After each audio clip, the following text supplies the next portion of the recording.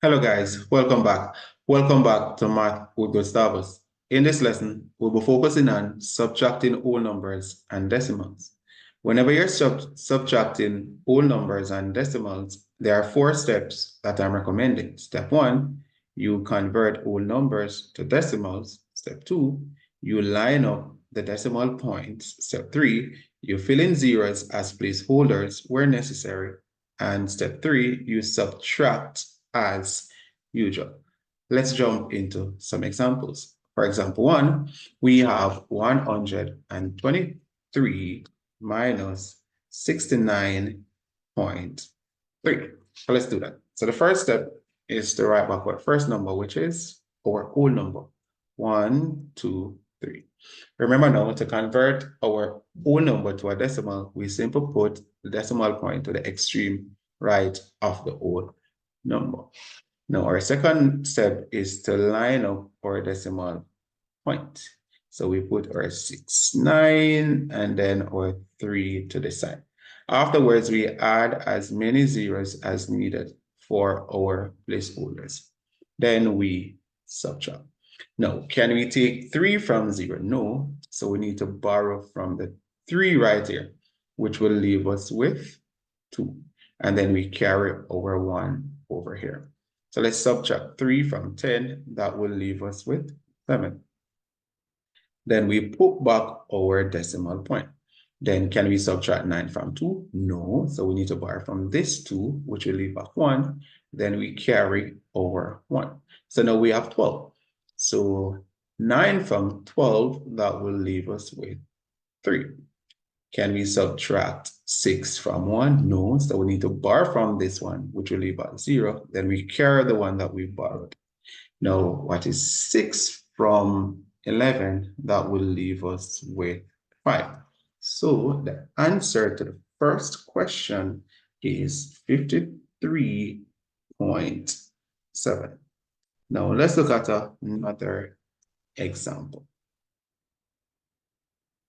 In example 2, we have 53, which is our whole number, minus 29.42. So we're going to write our 53 first. And then we're going to put a decimal point to the end, to the extreme right of the whole number. Then we align our decimal points. Then we put our 29 and then our 4. After we have aligned our decimal points, let's put in as many zeros as needed as placeholder and then subtract. Now let's subtract 2 from 0. We can't, and we also cannot borrow from the 0 that is next door. So we need to go all the way to the 3. So let's take 1 from the 3. That will leave us with 2. Then we put the one we borrow beside the first 0. All right, then we borrow 1 from that, which will leave us with what? 9. And then we carry over our 1 that we borrowed. Now it's 2 from 10. That will leave us with 8. And then 4 from 9. That will leave us with 5. Then we put back our decimal point.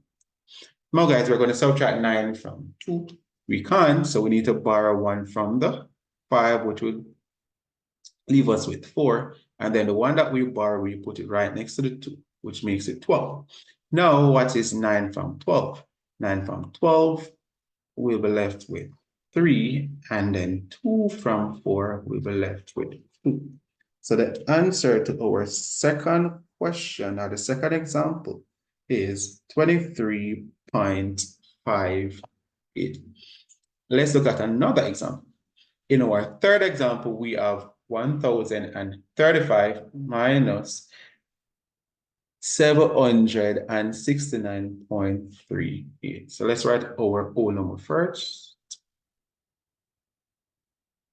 Then we add a decimal point to the end. And then we align decimal points. So we're going to put our 7, 6, 9. And then we put our 3 to the right of the decimal point. Then we add as many zeros as needed. So we're going to put our 0 there, there, and also there. And then we subtract.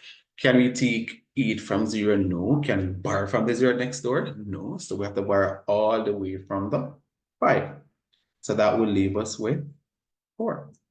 But when we borrow, we have to give to that 0 first, which will make it 10. But we need to borrow back from this 10, which will leave that one with 9, and then the one we borrow, we carry over to make 10. Now, what is 8 from 10? That will be 2. And what is 3 from 9? That will be 6. And then we put back our decimal point. Then we subtract now 9 from 4. 9 from 4, we can't, so we borrow from the 3, and 2 will be left, and then we carry over 1. Now, what is 9 from 14? 9 from 14, we are left with 5 right there.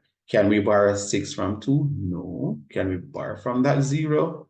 No. So we have to borrow all the way from this 1, where 0 will be left, and then we have to give it right there first.